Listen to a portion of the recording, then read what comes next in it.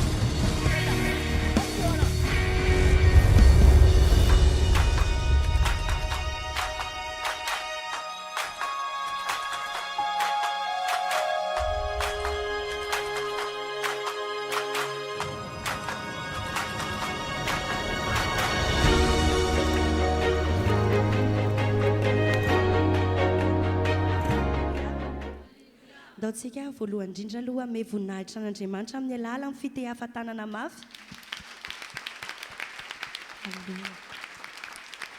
Manarak'izany dia arabaina avokoa isika rehetra izay efa ato an-tranon'Andriamanitra. Et nous saluons également nos frères et sœurs qui suivent en ligne. Dia tonona amintsika tsirairay avy ny fahasoavana ary ny fiadanan'i Jesosy Kristy. Amen. Dia amin'ity androany ity hideran'i Jesosy tsika. Fa zao ataovy toy ny hoe tsy hisy intsony ny rapitso fa androany ihany sisa ianao manana fotoana ahafahanao tena mideran'Andriamanitra sy manompo azy. Ny tiako ambara dia zao araroty ty fotoana androany ity izay tsy hiverina intsony ahafahanao mikasika amin'ny fon'i Jesosy. Ataovy toy ny hoe tsy ho avy intsony rapitso, eny e tsy fantatritsika no avy. Fa ataovy tsala amin'ny hoe tsy ho avy intsony rapitso fa androany ianao sisa manana 100% ao aminao afaka omenao an'Andriamanitra. Amen. Aujourd'hui nous allons louer le Seigneur et je vous encourage de faire en sorte de toucher, de trouver grâce auprès aux yeux du roi. Faisons comme si demain n'existera plus jamais, mais qu'on n'a qu'aujourd'hui pour vraiment toucher le cœur de Jésus. Dia raha mety aminao dia mitsangana amin'ny toerana misy aminao. Dia zao aza atao miankina amin'le namanao eo akaikinao ny fomba fanomponao an' Jesosy. Aza atao miankina aminay ety aloha ny fomba fanomponao an' Jesosy. Ny fanompona an' Jesosy ny firaisana amin' Jesosy dia anao manokana iny. Dia Jesosy androany mitaky fanompona vokatry ny fo avy aminao. Mitady fanompona, mitady fiderana, fiankohofana, le tena avy ao am-po avy aminao izy androany. Ce matin, si tu vas louer le Seigneur, loue-le de tout ton cœur, loue-le sincèrement autant que tu peux le faire. Ne te laisse pas distrait par tes voisins autour de toi, ne te laisse pas distrait par nous ici devant. Fais en sorte que ta louange ne dépende pas de nous, fais en sorte que ta louange ne dépende de qui que ce soit autre que toi.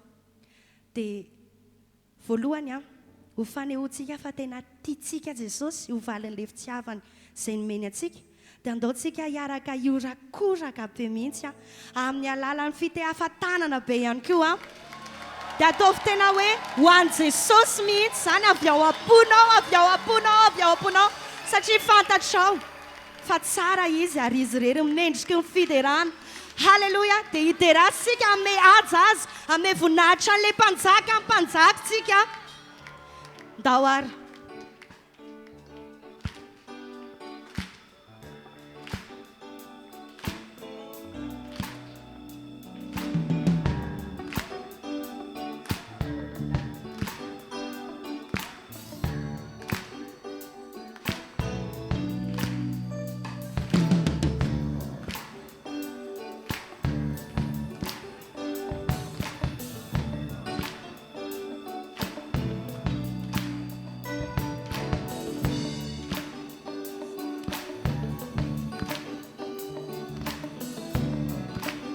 Dia sandrato feo anao dia omeo saotra dera aza Jesosy. Saotra si dera, laza si eri, voanao lay mandrakizay.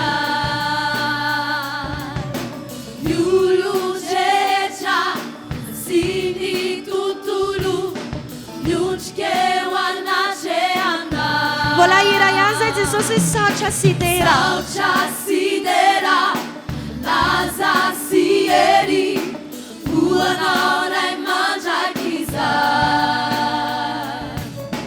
Miolo drehetra sy ny tontolo, miondrika eo anatrehanao. Heran-tany sy ny lanitra dia ambara fa mpanjaka ianao.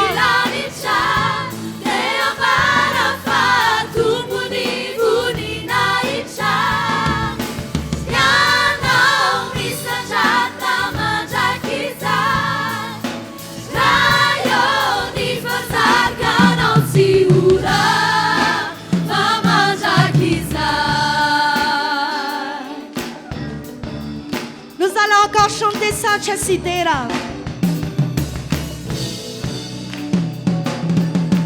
Saotra si dera, laza si eri, voanao lay mandrakizay. Miolo drehetra sy ny tontolo, miondrika eo anatrehanao. Heran-tany sy ny lanitra.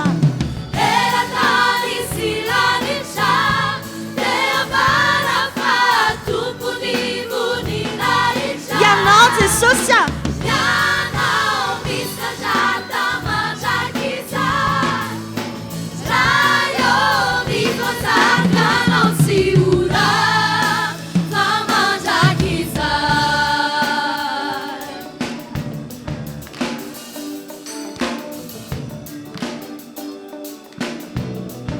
manerana ny tany manjaka anao. Manerana ny tany manjaka anao, anao mandrakizay, tsy manan-tsala ianao riray. Tena anao mandrakizay, Eran-tany sy ny lanitra. eran-tany sy lanitra, dia ambara fa tompony voninahitra.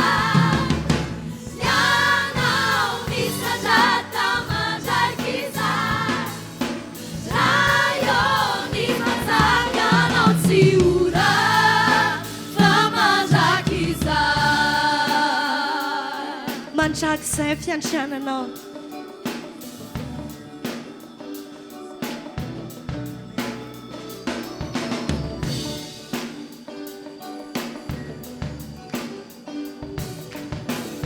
Nous allons encore chanter manerana ny tany manjaky anao manerana ny tany manjaky anao ho anao ny tena mandrakizay Jesosy anao manjaky izay ianao le tsy mba manan-tsahala manan-tsahala ianao riray tena ho anao manjaky eran-tany sy ny lanitra eran-tany sy lanitra tea bara fa tompony voninahitra ianao misandrata mandraky izay raha eo ny fanjaka anao tsy ora fa mandraky izay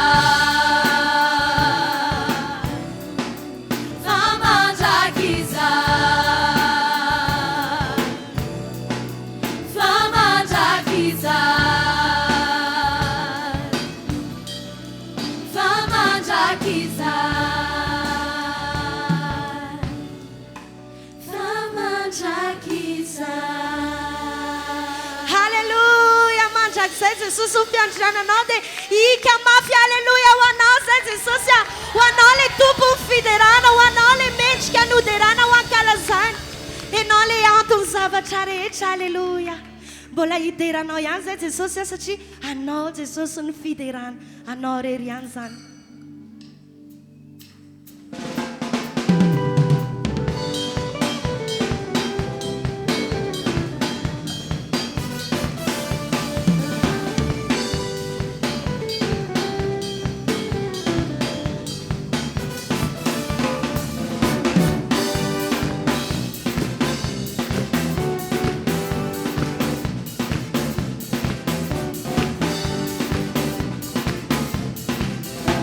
Jésus reçoit nos louanges.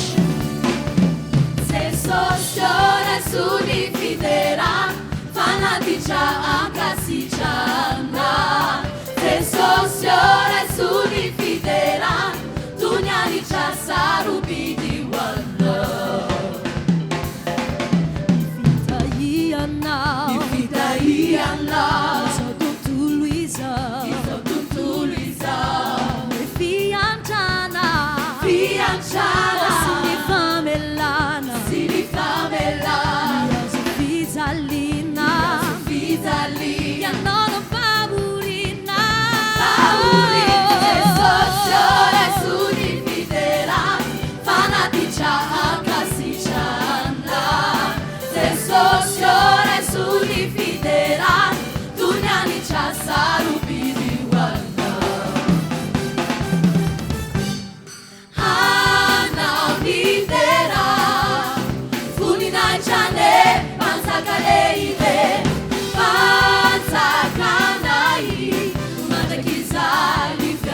Hanaonidera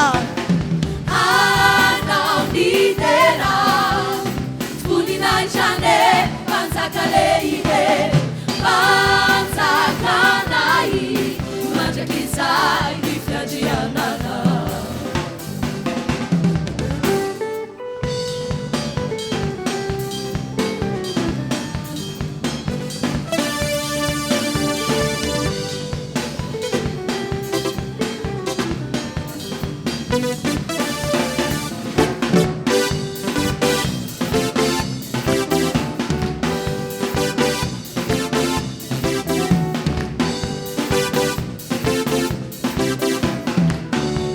Sosiore sun fiderana Se sosiore suni fideran Fanaticha ankasichana Se sosiore suni fideran Tunyanicha sarubidi wana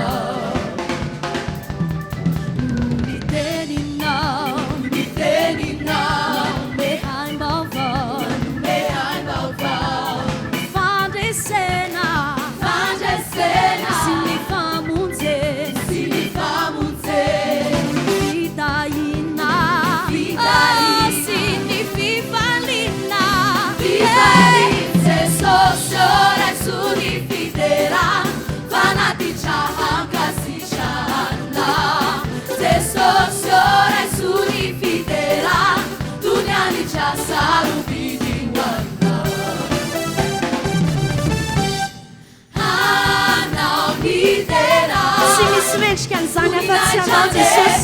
et non les menchoufounage.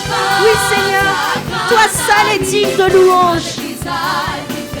Nous allons encore chanter à toi la louange.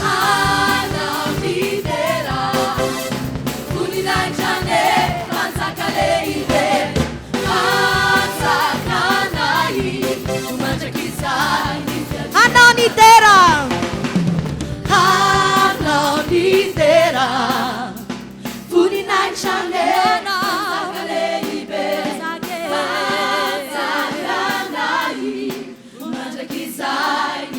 Anonidera,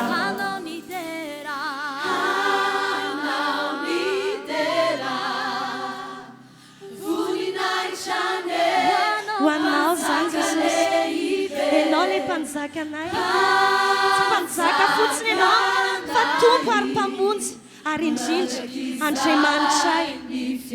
Mandraka izay fiandriananao. Mandraka izay ny fiandriananao. Mandraka izay. Mandraka izay ny fiandriananao. Za mihitsy Jesosy indreto izany izahay mivavaka eo anatrehanao, mideranao amin'ny alalan'ny teny avy eo ambavanay, vokatra ho fonay ho anao, miankoka eo anatrehanao. Ianao le nahary anay, ianao le antony fisianay, ianao le antony havelomanay. Indreto izahay mame ady anao satria tompo ianao, mpamonjy ianao ary indrindra Andriamanitra ianao Jesosy. Dia tsy misy olona na zavatra hafa mendrika ny fifantohanay amin'izao fotoan'izao afa-tsy anao rery ihany. Alors nous nous tournons vers toi et nous voulons Seigneur te donner grâce. Nous voulons Seigneur te louer du fond du cœur d'un amour que toi aussi tu nous as déjà donné auparavant. Nous voulons t'adorer pour qui tu es vraiment. Toi le roi des rois, toi le Dieu de gloire. Nous voulons t'adorer. Anonider, Azasir. Anonider, Azasir, Funinaïcha, Machaksa, Machakisa. Anonider, Azasir, Funinaïcha, Machaksa, Machakisa. Anonider, Azasir, Funinaïcha, Machaksa, Machakisa. Simisiafamente casar, vai na orelhada. Anonider, Azasir, Funinaïcha, Machaksa, Machakisa. Anonider, Azasir, Funinaïcha, Machaksa, Machakisa. Simisiafamente que apaixonar. Anonider, Azasir, Funinaïcha,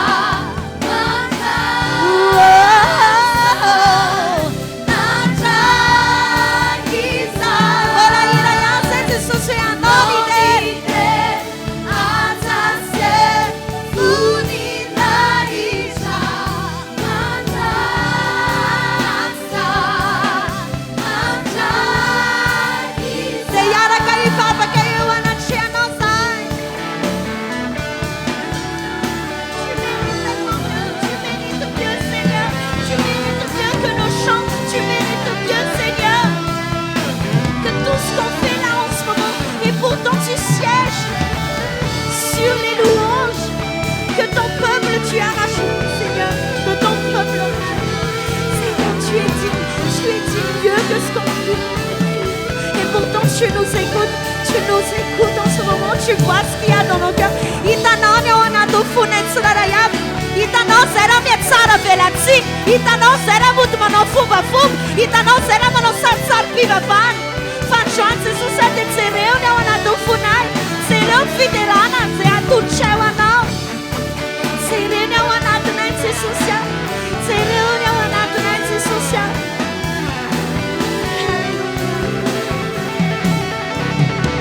Amtahotra sy ovitra.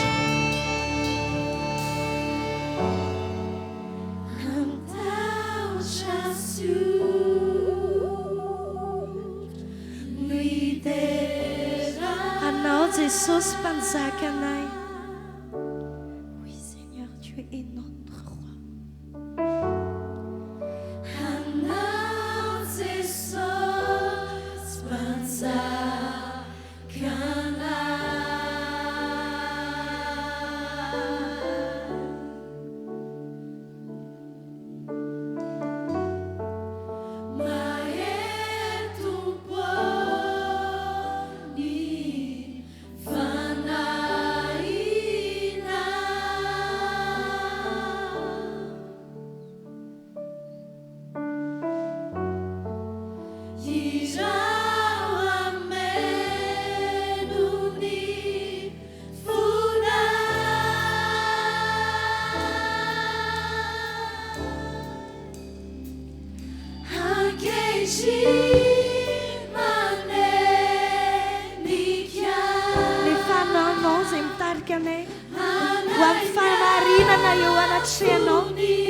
Banoloranay le fiderana authentique eo anatrehanao, le fiderana sincère eo anatrehanao.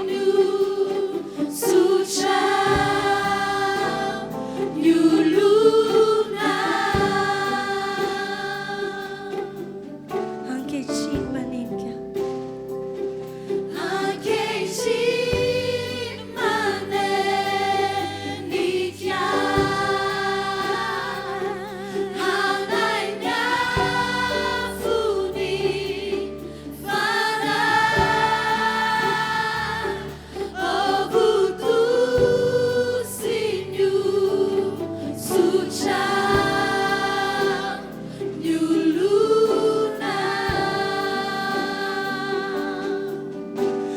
Jesosy ny idera averinay aminao zany. Anao ny idera atsasy voninahitra mandrakizany mandrakizany. Anao ny idera atsasy voninahitra mandrakizany.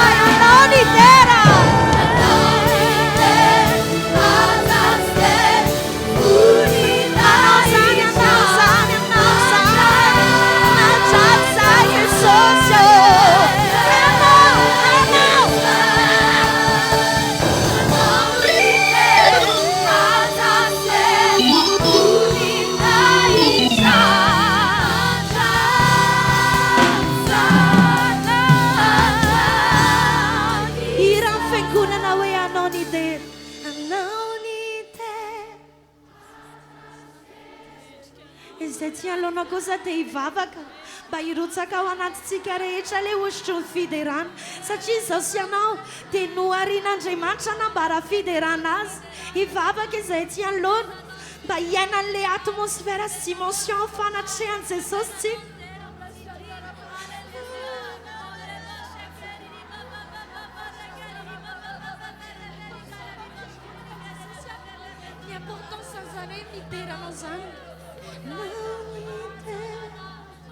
Ataovy tsapa amin'ny fiangonana Jesosy a izany hoe tena mila deraina zany ianao.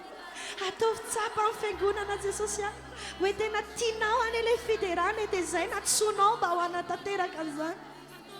Anao ny dera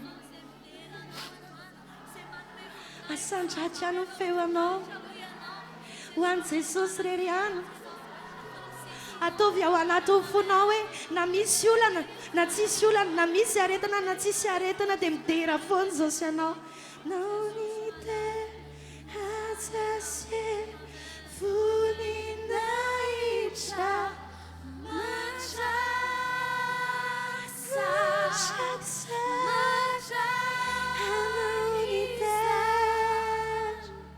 anao ny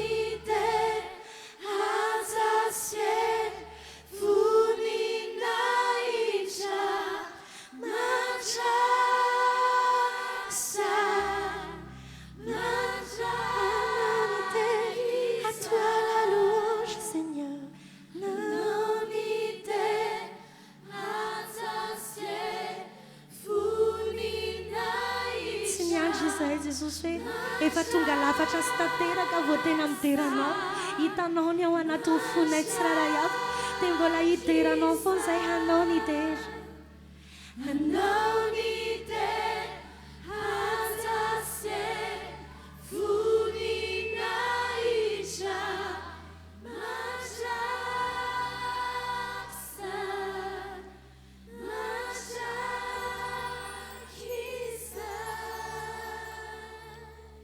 aoka anatrika ny seza fiandriana amin'ny fahasoavan'Andriamanitra amin'ny mpasahina hatrany ianao.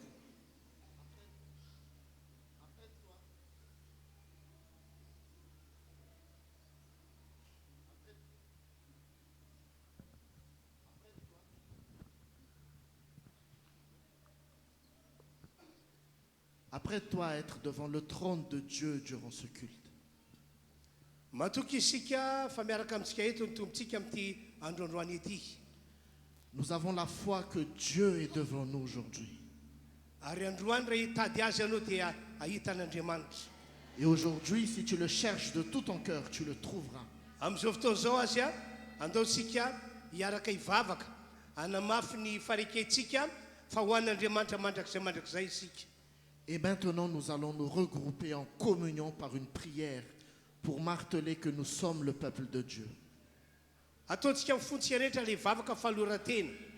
Nous allons faire de tout notre cœur cette prière.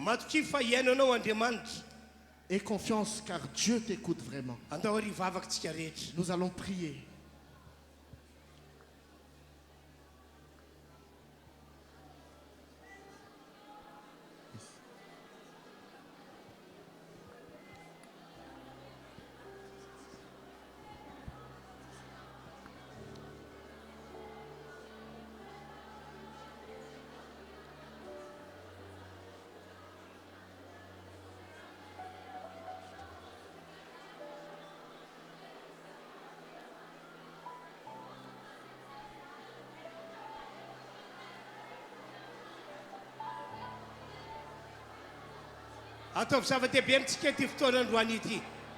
Accorde une très grande importance pour ce culte. Notre Seigneur Dieu est parmi nous. Dieu est prêt à t'écouter. Dieu est prêt à tendre l'oreille pour toi. Dieu est prêt à répondre à tes prières. Tout ce qui était mort chez toi sera revivifié. Ce culte est une grande grâce pour nous.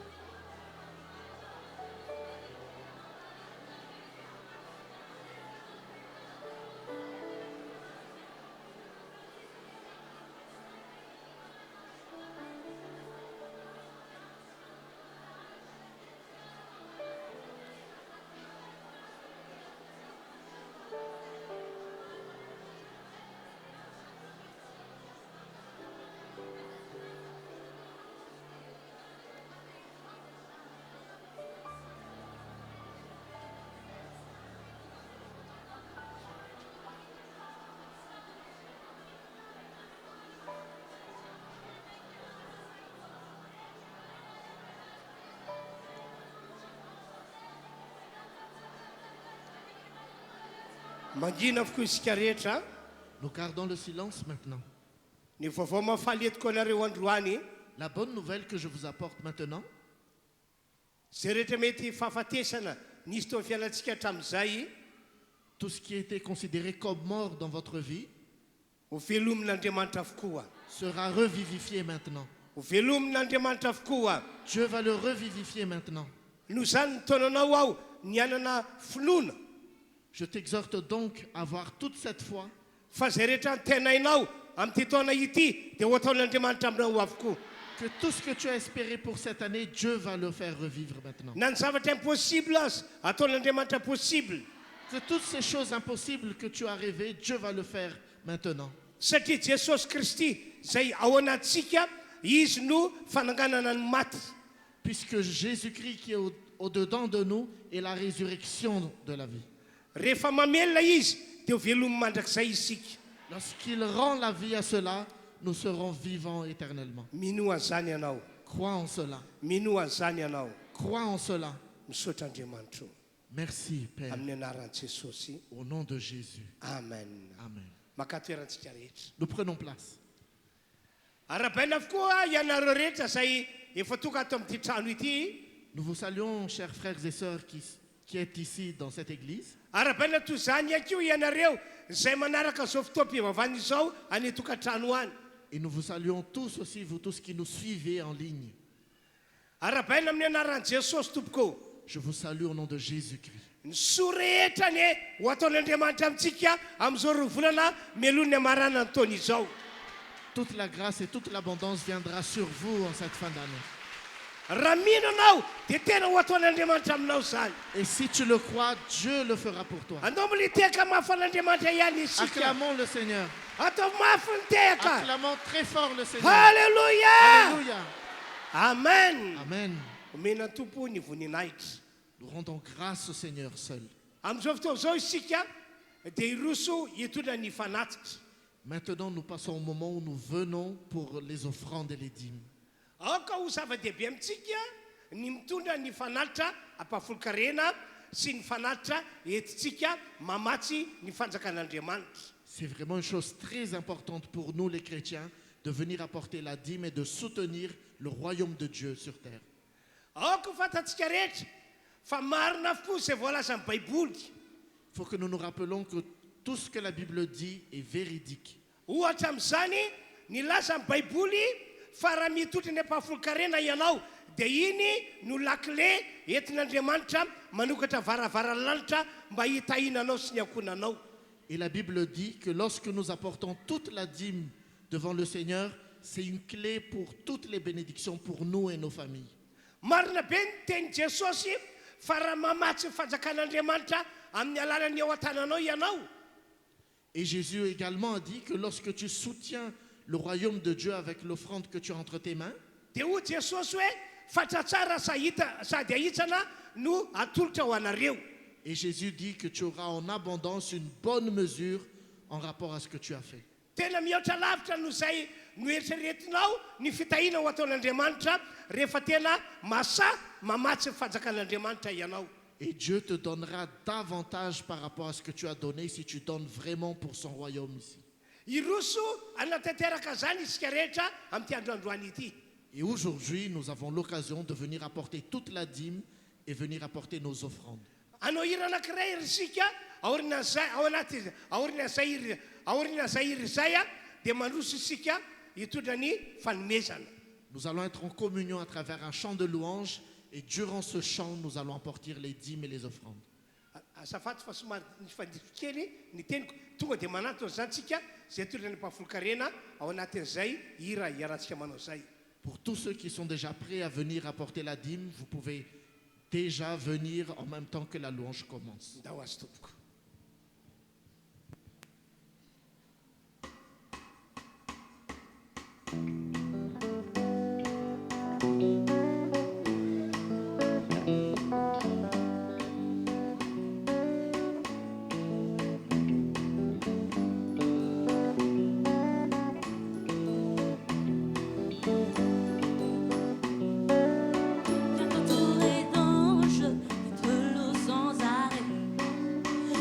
Dans les louanges.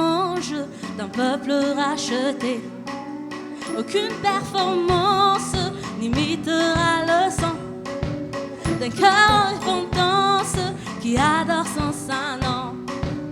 Tu entends nos cœurs, plus fort que nos mélodies, répand ta faveur sur ton peuple qui te dit la louange te revient Seigneur, et elle n'appartient qu'à toi, elle n'appartient qu'à toi. Nous offrons nos vies en ton honneur, et nous te couronnons roi, nous te couronnons roi.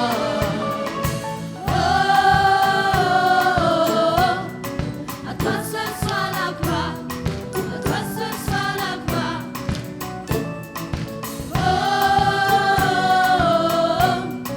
À toi seul soit la gloire, à toi seul soit la gloire, papa. Jésus qui est trois fois saint, tu tiens l'univers entre tes mains.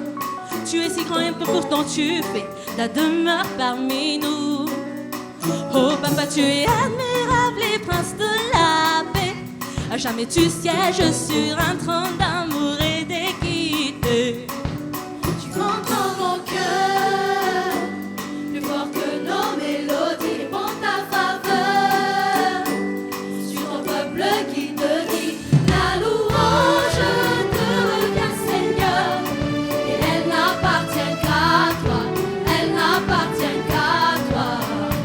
Nous offrons nos vies en ton honneur, et nous te couronnons roi, nous te couronnons roi.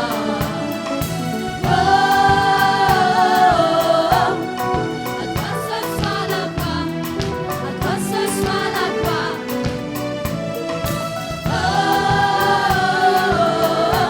seul soit la gloire, à toi seul soit la gloire. À toi seul soit la gloire, à toi seul soit la gloire, papa. À toi seul soit la gloire, à toi seul soit la gloire. À toi seul soit la gloire, à toi La seul louange soit te la revient, gloire, Seigneur. papa. La louange te revient, Seigneur, et elle n'appartient qu'à toi, elle n'appartient qu'à toi. Nous offrons nos vies en ton honneur, et nous te couronnons roi, nous te couronnons roi.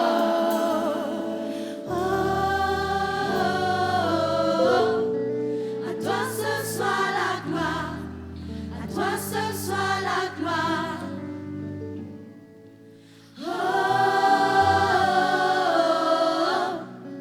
À toi seul soit la gloire, à toi seul soit la gloire,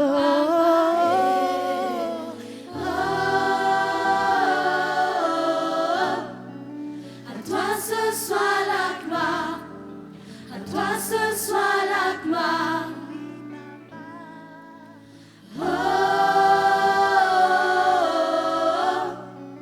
À toi seul soit la gloire, La louange te revient. seul soit la gloire, papa.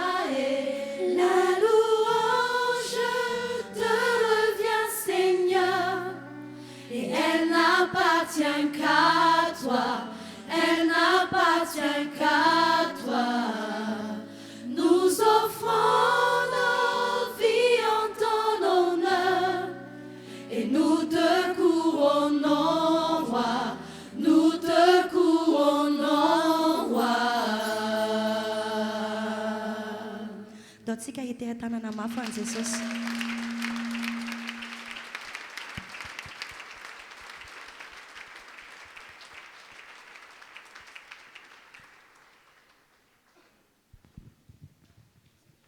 tahaka izao zany ny filazana izay ambarako amintsika rehetra. Et voici les annonces que je vous partage aujourd'hui. Isika ny alatsinainy maraina amin'ny enin'ora ka hatramin'ny fito ora. Chaque lundi de 6h à 7h du matin, Dia misy fotoam-pivavahana lehibe tanterantsika eto. nous avons un grand culte ici que nous allons faire. Ny anaran'io fotoam-pivavahana io dia hoe herinandro magaga. Nous intitulons ce culte Semaine miraculeuse.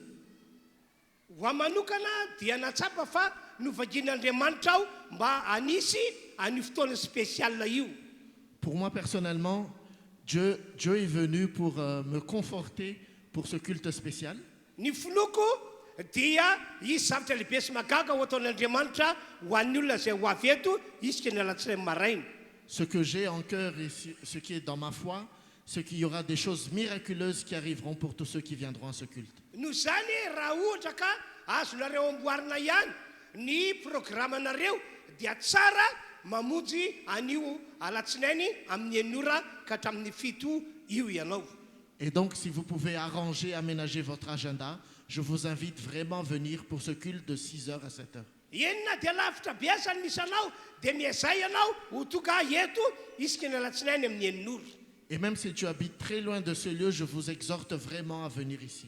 Amindra fo amintsika rehetra ny Andriamanitra ka dia ho fagagana tokoa ny fiainantsika isan-kerinandro.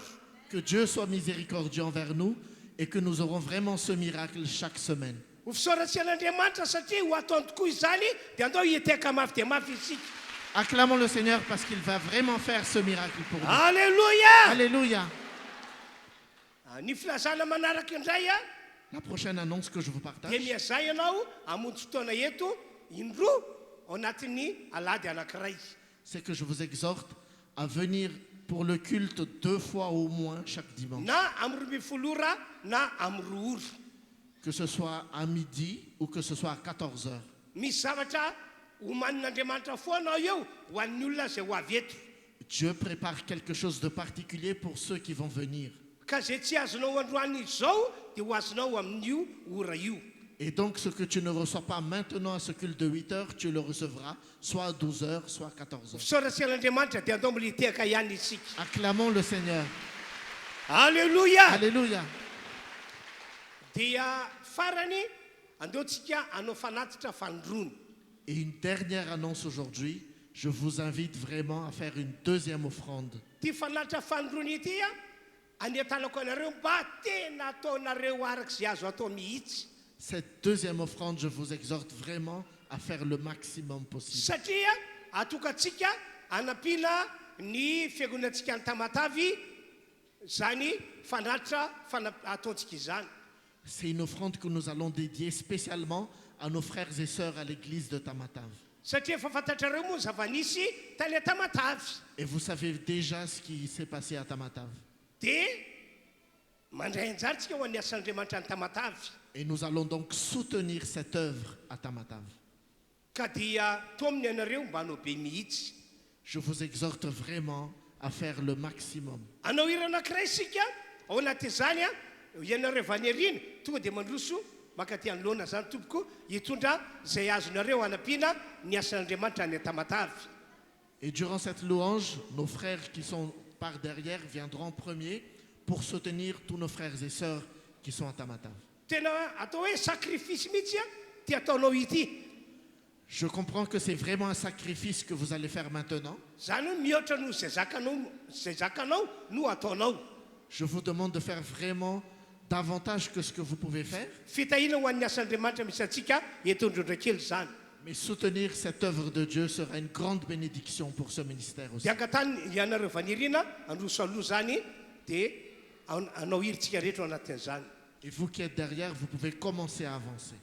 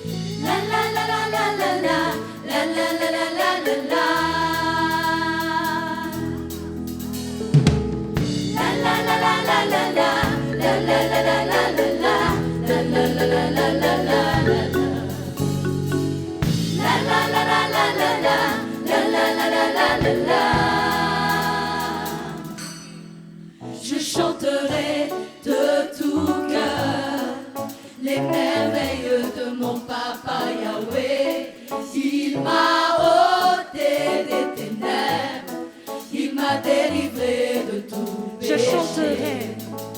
Je chanterai de tout cœur les merveilles de mon papa Yahweh. Il m'a ôté des ténèbres, il m'a délivré de tout péché. Mon papa est fidèle. Mon papa est fidèle, il ne m'abandonne jamais. Je n'ai plus rien à craindre, car Yahweh m'a livré. Mon papa est fidèle. Mon papa est fidèle, il ne m'abandonne jamais. Je n'ai plus rien à craindre, car Yahweh m'a libéré. Je suis dans la joie, une joie immense. Je suis dans l'allégresse, car Yahweh m'a libéré. Je suis dans la joie, une joie immense. Je suis dans l'allégresse, car Yahweh m'a libéré. La la la la la la la la la la la la la la la la la la la.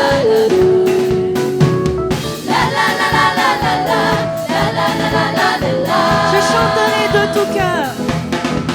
Je chanterai de tout cœur les merveilles de mon papa Yahweh. Il m'a ôté des ténèbres, il m'a délivré. Mon papa est fidèle. Mon papa est fidèle, il ne m'abandonne jamais. Je n'ai plus rien à craindre, car Yahweh m'a libéré. Je suis dans la joie. Je suis dans la joie, une joie immense. Je suis dans l'allégresse, car Yahweh m'a libéré. Je suis dans la joie, une joie immense. Je suis dans l'allégresse, car Yahweh m'a libéré. La la la la la la la, la la la la la la la, la la la la la la la la. La la la la la la la, la la la la la la la. La la la la la la la, la la la la la la la, la la la la la la la la. La la la la la la la, la la la la la la la. Acclamons fort pour le Seigneur. Alléluia.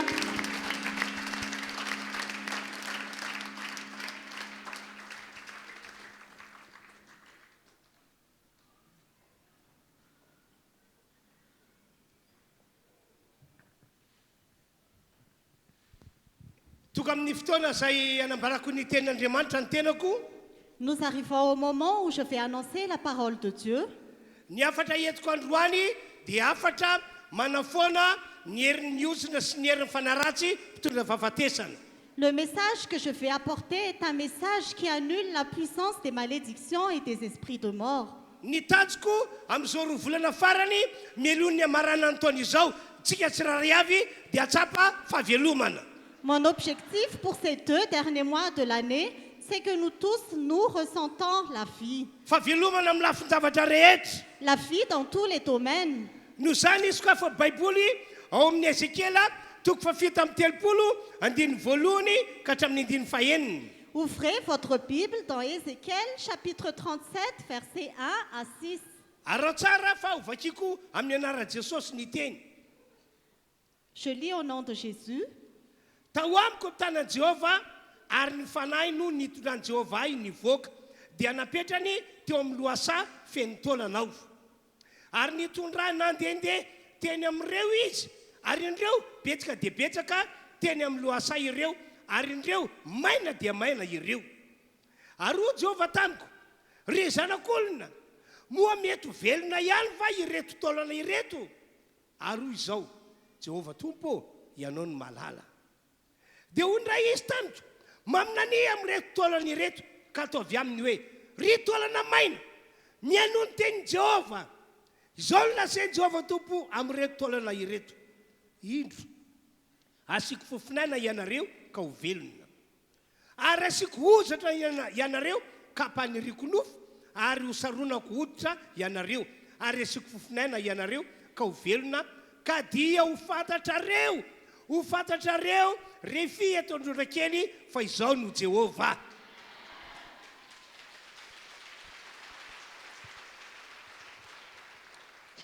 La main de l'Éternel reposait sur moi, et l'Éternel m'a transporté par son esprit pour me déposer au milieu de la vallée. Celle-ci était remplie d'ossements. Il m'a fait passer près d'eux tout autour. J'ai constaté qu'ils étaient très nombreux sur le sol de la vallée et qu'ils étaient complètement secs. Il m'a dit, « Fils de l'homme, ces os pourront-ils revivre ?» J'ai répondu, « Seigneur éternel, c'est toi qui le sais. » Puis il m'a dit, « Prophétise sur ces eaux. Tu leur annonceras, ossements desséchés, écoutez la parole de l'Éternel. Voici ce que dit le Seigneur, l'Éternel, à ces eaux. Je vais faire entrer un esprit en vous et vous vivrez. Je vous donnerai des nerfs, je ferai pousser sur vous de la chair, je vous recouvrirai de peau, je mettrai un esprit en vous et vous vivrez. Vous reconnaîtrez, vous, Andjoujakel, que moi je suis l'Éternel. Acclamons le Seigneur.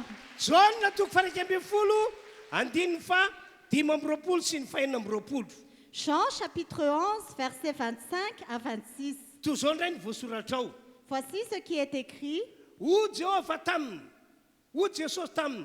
Izao no fananganana ny maty sy fiainana, zay mieno ahy na dia maty azy, zay mieno ahy na dia maty azy, dia ho velona indray. Ary zay rehetra velona ka mieno ahy, dia tsy ho faty mandrakizay, mino zany va ianao. Jésus lui dit, c'est moi qui suis la résurrection et la vie. Celui qui croit en moi vivra même s'il meurt. Et toute personne qui vit et croit en moi ne mourra jamais. Crois-tu cela? Oui, ny voalaza ao amin'ny Ézéchiel atoko fa 7:30. Voici ce qui est écrit dans Ézéchiel chapitre 37 verset 6. Oui, ny Tompoandriamanitra. L'Éternel Dieu a dit, ka dia ho fantatrareo fa izao no Jehovah. Vous reconnaîtrez alors que je suis l'Éternel. Vous reconnaîtrez ici en Andjoujakel que je suis l'Éternel. Celui qui a dit ces paroles est ici avec nous.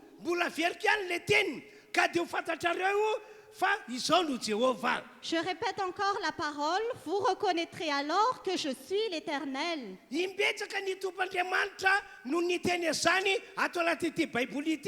Plusieurs fois, l'Éternel Dieu a dit ces paroles dans cette Bible.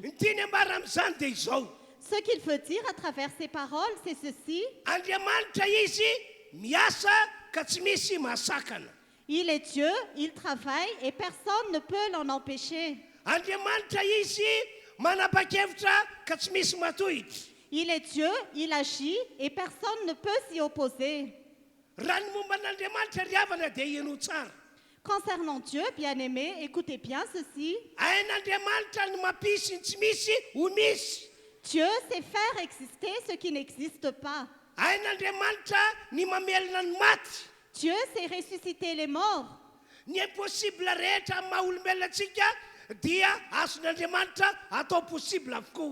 Tout ce qui est impossible pour nous en tant qu'être humain, Dieu peut le rendre possible.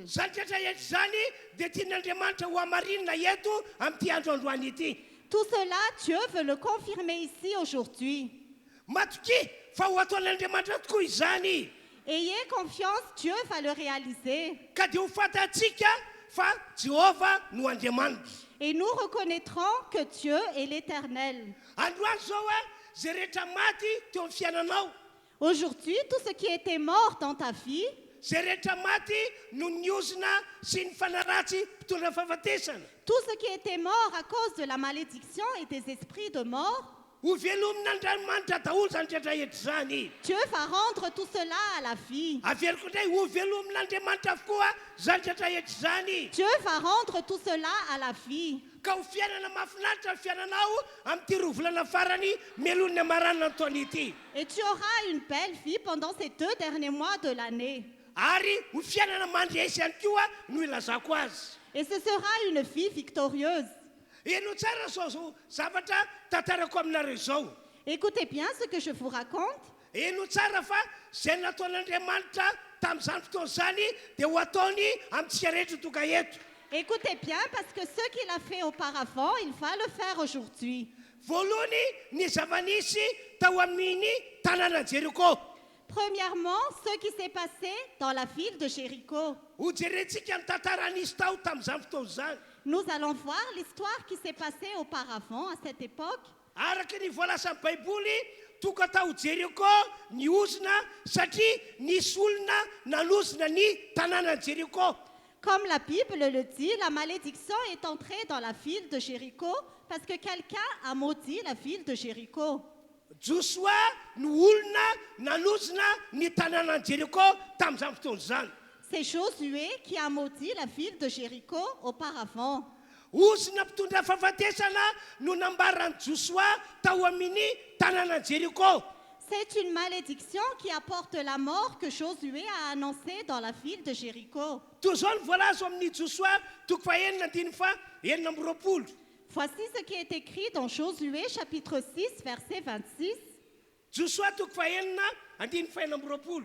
Josué chapitre 6 verset 26. Dia nilaza fanozonana Joshua tamin'izany andro zany ka nanao hoe ho voaozina eo rehetreny Jehova zay olona mitsangana manorina ity tanàna Jeriko ity indray. Ny enina matony no saziny anorenany fanambaniny ary ny eniny faralany no saziny ananganany vavahadiny. Ce fut alors que Josué jura, maudit soit devant l'Éternel l'homme qui se lèvera pour reconstruire cette ville de Jéricho. Il enchètera les fondations au prix de son fils aîné et il en posera les portes au prix de son plus jeune fils.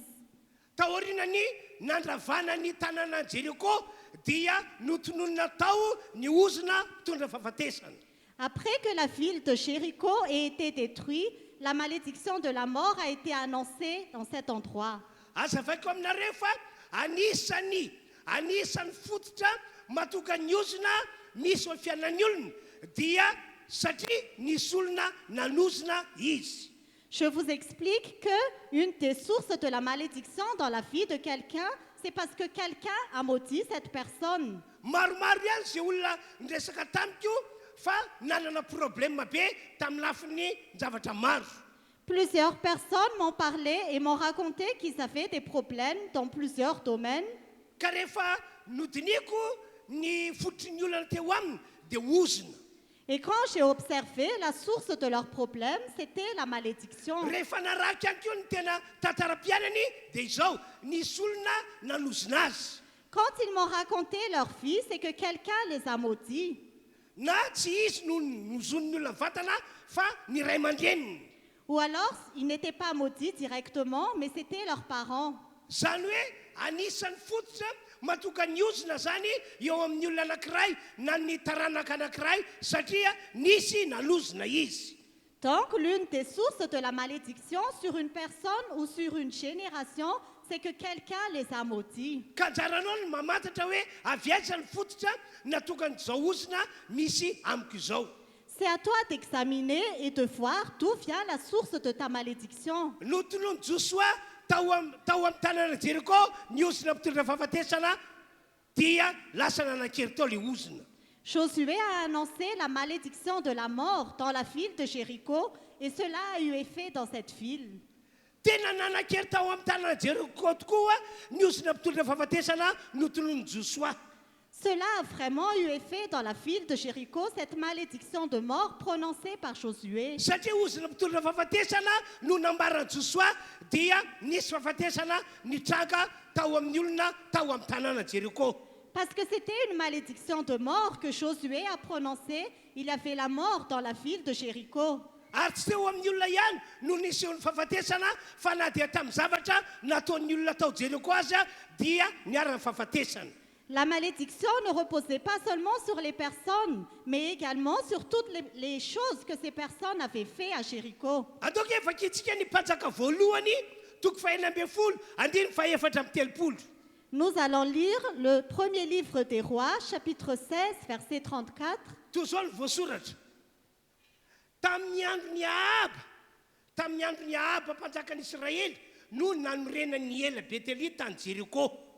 Ny ain'ny Abirama Lamatony no sazy nanorenany fanambaniny, ary ny ain'ny Segoba Faralany no sazy nananganany vavadiny, araka ny teny Jéhovah zay nampilazainy an Josoa zanako Nony. Voici ce qui est écrit. À l'époque d'Achab, un certain Hiel de Béthel reconstruisit Jéricho. Il en jeta les fondations au prix d'Abiram, son aîné, et il en posa les portes au prix de Ségub, son plus jeune fils, conformément à la parole que l'Éternel avait dite par l'intermédiaire de Josué, le fils de Nun. Araka tantara nisy lehilahy anankiray ela avany Betelita tapa-kevitra fa amerina ny tanàna Jéricho ho amin'ny laoniny iray. Selon l'histoire, il y avait un homme qui s'appelait Hiel de Béthel qui avait décidé de reconstruire Jéricho. Ka rehefa tafaverina tamin'ny laoniny ny tanàna Jéricho dia zao ny zava-nisy tao. Et quand il a reconstruit la ville de Jéricho, voici ce qui s'est passé. Tsy napozin'ity lehilahy atao hoe ela avany Betelita ity zavatra nitraka teo amin'ny sy ny ankohonana. Hiel de Béthel ne s'attendait pas à ce qui allait arriver sur lui et sur son foyer. Satria voalaza baiboly fa maty Abirama Lamatoiny. Parce que la Bible dit qu'Abiram, son fils aîné, était mort. Ary maty ihany koa ny zanany faralahy atao hoe Segoba. Et son plus jeune fils, appelé Ségub, mourut également. Tena tsy fantany mihitsy hoe inona re no antony zany rehetrarehetra zany e. Il ne savait vraiment pas pourquoi cela s'est passé. Be dia be mihitsy ny olona no isehoany zavatra ratsy, isehoana fahafatesana eo amin'ny fiainana fa tsy fantany hoe avy aiza ny fototra. Il y a plusieurs personnes qui ont des problèmes ou des malédictions dans leur vie, mais ils ne savent pas d'où vient la source. Ry havana malala manarika ity fotoana lehibe ity. Bien-aimés qui assistaient à ce grand culte, Tonga teo amin'ity lehilahy ela Betelita ity ny fahafatesany zanany roalahy Lamato sy ny faralahy. la mort de son fils aîné et de son plus jeune fils est arrivée dans le foyer de Hiel de Béthel. Satria arabaky teny tanteraka lay nambarany Josoa tany amin'ny 10 taona tany aloha tany. Parce que littéralement, ce que Josué avait dit 500 ans plus tôt s'est réalisé. Araka le teny novakina tamintsika teo Josoa toko fahaenina andimy fahaenina amby roapolo. Comme nous avons lu dans Josué chapitre 6 verset 26, Dia hoy Josoa hoe ho voaozina zay manorina indray zay manavao an'ity tanàna Jéricho zay efa noravany zanak'Israël ity. Josué avait dit, maudit soit devant l'Éternel l'homme qui se lèvera pour reconstruire cette ville de Jéricho. Zany hoe ny sitrapon'Andriamanitra zany rehefa rava ny tanàna Jéricho, rehefa mainy tanàna Jéricho dia mila janona fotsiny amin'izao io. C'est-à-dire que la volonté de Dieu, c'est que quand la ville de Jéricho était détruite, il fallait le laisser ainsi. Tsy azo averina amin'ny laoniny intsony. Il ne fallait pas reconstruire. Fa raha misy olona manapa-kevitra amerina amin'ny laoniny zany tanàna zany, Mais si quelqu'un décide de reconstruire cette ville, dia ho tanteraka aminy ny ozina zay notolon'ny Josoa. la malédiction que Josué a prononcée se réalisera sur cette personne. Averiko indray le teny nataon'i Josoa hoe ho voaozina eo anatrehan'Andriamanitra ne zay olona manorina ity tanàna Jéricho ity indray. Je répète encore ce que Josué avait dit. Maudit soit devant l'Éternel l'homme qui se lèvera pour reconstruire cette ville de Jéricho. Ny sazy mahazo zany olona manorina indray ny tanàna Jéricho dia izao. Ce qui arrivera à cette personne qui reconstruira cette ville de Jéricho, c'est ceci. Ho faty ny lamatoiny, Son fils aîné va mourir. ho fatak' zany koa ny zanany faralahy. Son plus jeune fils va également mourir. dia tena magaga riavana fa dimanjato taona tateoriana dia nisy olona tokoa nanangana n'ilay tanàna Jéricho ho amin'ny laoniny indray araka ilay nambarako taminareo teo. Ce qui est étonnant, c'est que 500 ans plus tard, il y avait vraiment quelqu'un qui a décidé de reconstruire cette ville de Jéricho, comme je vous l'ai annoncé. dia arabaky te tokoa maty ny lamatoan'ilay lehilahy nanorona ny tanàna Jéricho matak zany akeo zanany faralahy. Et littéralement, son fils aîné était mort et son plus jeune fils était également mort. Ka niosina riavana malala na firy taona dia manaraka eny any mandra-pahatonga azy foana. La malédiction, bien-aimée, quel que soit le nombre des années, elle nous suit toujours jusqu'à ce qu'elle soit annulée. No zany azagagy ianao ny amin'ny fisehon-javatra hafahafa mety miseho eo amin'ny fiainanao.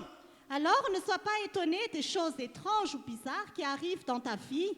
Ohatra raha misy fahafatesana miseho amin'ny fiainanareo hoe fianakaviana maty isika vola novembre. Par exemple, s'il y a une mort qui arrive dans votre vie, par exemple, quelqu'un de votre famille qui meurt tous les mois de novembre, Dia tsy tonga ho azy zany fa nisy fotrany viany. ce n'est pas un hasard, mais il y a une source. Ka raha tsy tapahana izany dia hitoy amin'ny taranaka mifandimby. Et si on ne prise pas cela, ça va continuer dans toutes les générations. Tahaka ny nahazo ny lehilahy nanorona ny tanàna Jéricho. Comme ce qui est arrivé à l'homme qui a rebâti la ville de Jéricho. Amaky baiboly indray isika mpanjaka faharoa toko faharoa 19 ka hatramin'ny 12. Nous allons lire la Bible dans le deuxième livre des Rois, chapitre 2, versets 19 à 22. Aromponina tao amin'izany tanàna izany tamin'ny Elisa masina ianao imby sara toerana ity tanàna ity tompoko arak'izao hitanao zao saingy ratsy rano ary ny tany tsy mampavaninanaka. Dia hoy izy hitondray lovia vaovao ao ka asosira ao anatiny dia nentiny tany aminy izany. Dia nivoaka nakany amin'ilay niandohan'ny rano izy dia nanipsira tao ka nanao hoe izao no nolazainy Jehova efa nahatsara ity rano ity ao ka tsy hisy fahafatesana na tsy fahavanonana intsony iseho eto. Ka dia tsara ny rano mandrak'androany araka ny teny nataon'ny Elisa. Les habitants de la ville dirent à Élisée, la ville est bien située comme le voit mon Seigneur, mais l'eau est mauvaise et la terre ne produit rien. Il dit, apportez-moi un plat neuf et mettez-y du sel. Et ils le lui apportèrent.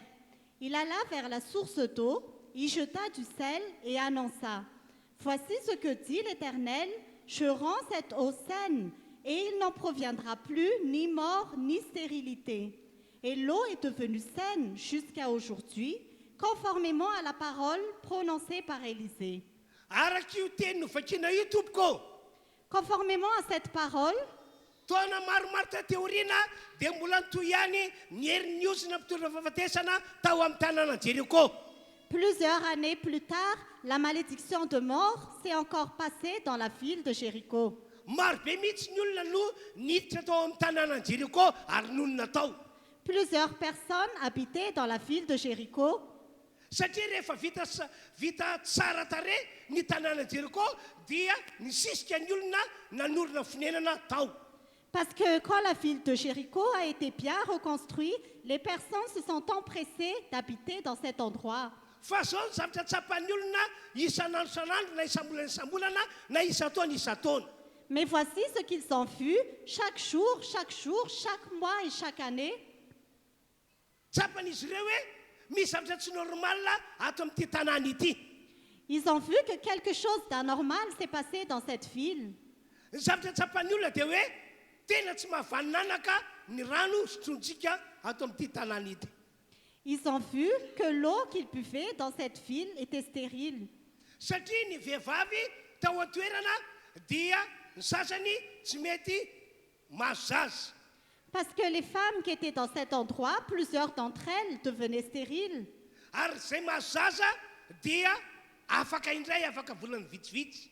Et ceux qui avaient des enfants, ils les perdaient après quelques mois.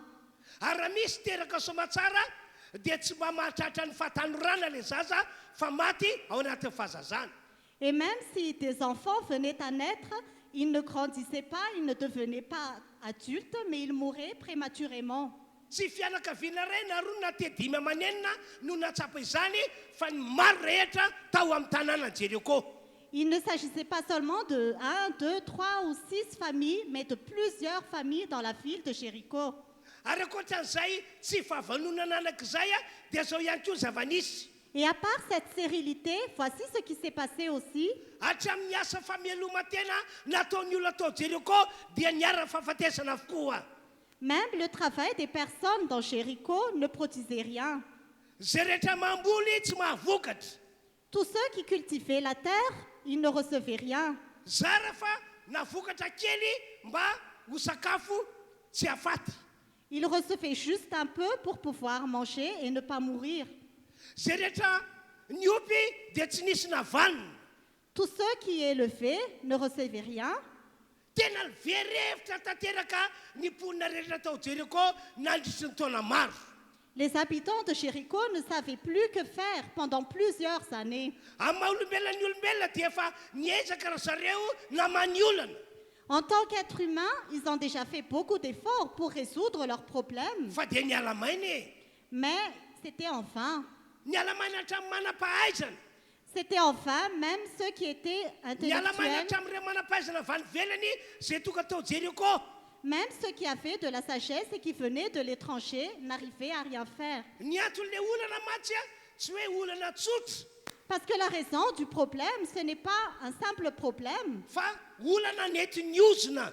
mais un problème qui résultait de la malédiction. Le ozona mpitondra fahafatesana nambarany Josoa tany amin'ny 10 taona ny lasa tany io mbola manan-kery ao amin'ny tanàna Jéricho io.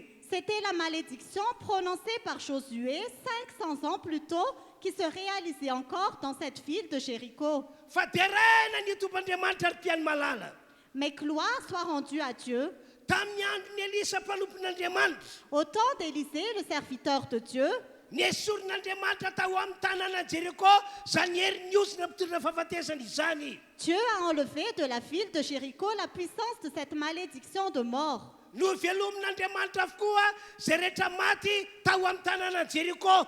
Dieu a rendu à la vie tout ce qui était mort dans la ville de Jéricho. Nesorin'Andriamanitra sady no velomin'Andriamanitra tamin'ny alalan'ny teny nataon'ny Elisa lelan'Andriamanitra. Dieu a annulé cela et a rendu à la vie à travers la parole prononcée par Élisée. Antoky avetsika vakina ny patsaka faharoa toko faharoa andiny faha 15 ka hatramin'ny andiny faharoa amby roapolo. Nous allons relire Roi, le deuxième livre des Rois, chapitre 2, verset 19. Toy izao no voasoratra. Aromponina tamin'izany tany zany tamin'ny Elisa. Masina ianao, ino tsara toerana ity tanàna ity tompoko arak'izao hitanao zao. Saingy ratsy rano ary ny tany tsy mampavananaka. Atikao. Les habitants de la ville dirent à Élisée, « La ville est bien située comme le voit mon Seigneur, mais l'eau est mauvaise et la terre ne produit rien. » Tsara toerana tanàna Jéricho sady mate olona araky voasoratra io. La ville de Jéricho est bien située et agréable à y vivre, comme il est écrit. Fa saingy misy zavatra hafahafa mitranga eto amin'ny tanànanay. Mais quelque chose de bizarre s'est passé dans cette ville. Zany no tsapan'ny mponina rehetra tao Jéricho. C'est ce que les habitants de la ville ont ressenti. Dia andiny fa roapolo toy izay tsika ny teny. Nous continuons au verset 20. Dia hoy Elisa hitondray lovia vaovao ao ka sosira ao anatiny dia nety an-tany aminy izany. Élisée dit, « Apportez-moi un plat neuf et mettez-y du sel. » Ary andiny ny faraky amin'ny roapolo sy ny faharoa amby roapolo.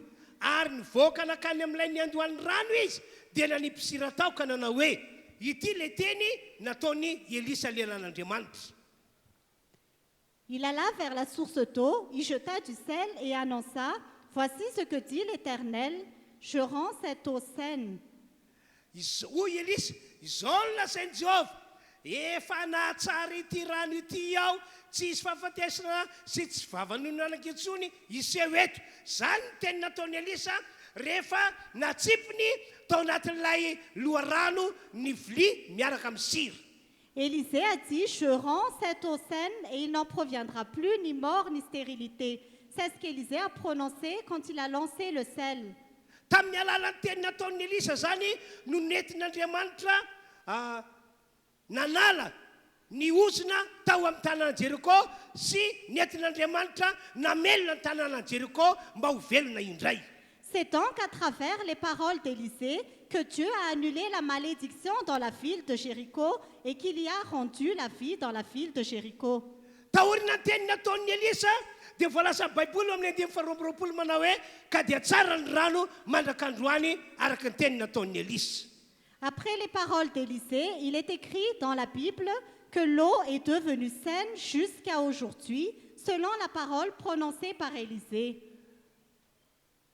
Tahaka izany ihany koa ry havana malala manaraka ity fotoana ity no ataon'Andriamanitra aminareo androany. C'est également cela, bien-aimés, qui assistez à ce culte que Dieu va faire dans votre vie aujourd'hui. Ampiasa ny mpanompon'Andriamanitra izay mijoro eto anoloana ny tompon'Andriamanitra androany amin'ny alalan'ny teny izay aloky ny vavanay. Dieu va utiliser son serviteur aujourd'hui à travers les paroles de son serviteur. Amin'ny anaran'i Jesosy Kristy foanoko avokoa ny herin'ny fahafatesana nisy teo aminao hatramin'izay. Au nom de Jésus-Christ, je brise toutes les puissances des malédictions qu'il y avait dans ta vie depuis. Na viaza ny fototra iozina mipetraka aminao io dia foanako amin'ny anaran'i Jesosy Kristy. Quelle que soit l'origine de cette malédiction qui vit en toi, je le brise au nom de Jésus-Christ. Amin'ny anaran'i Jesosy Kristy ihany koa velomiko zay rehetra maty teo amin'ny fiainanao. Au nom de Jésus-Christ, je redonne vie à tous ceux qui étaient morts dans ta vie. Ho velomiko avokoa zay rehetra maty teo amin'ny fiainanao. Je redonne vie à tous ceux qui étaient morts en toi. Na fahafatesana teo amin'ny lafiny ara-piainana izany. Que ce soit une mort dans ta vie, Na fahafatesana tamin'ny lafiny ara-pivelomana. que ce soit une mort dans ta vie financière, Na fahafatesana tamin'ny lafiny ara-pitiavana. que ce soit une mort dans ta vie sentimentale, Na fahafatesana tamin'ny lafiny ara-tokantrano. que ce soit une mort dans ta vie conjugale. Na inona endrika fahafatesana tsapanao nisy teo aminao amin'ny anaran'i Jesosy foanoko avokoa zany rehetra endry zany. Quels que soient les aspects de la mort que tu as vus dans ta vie, au nom de Jésus, je les brise. Angatahako ianareo izay mino izay tena marako izay mba hiteka mafy dia mafy.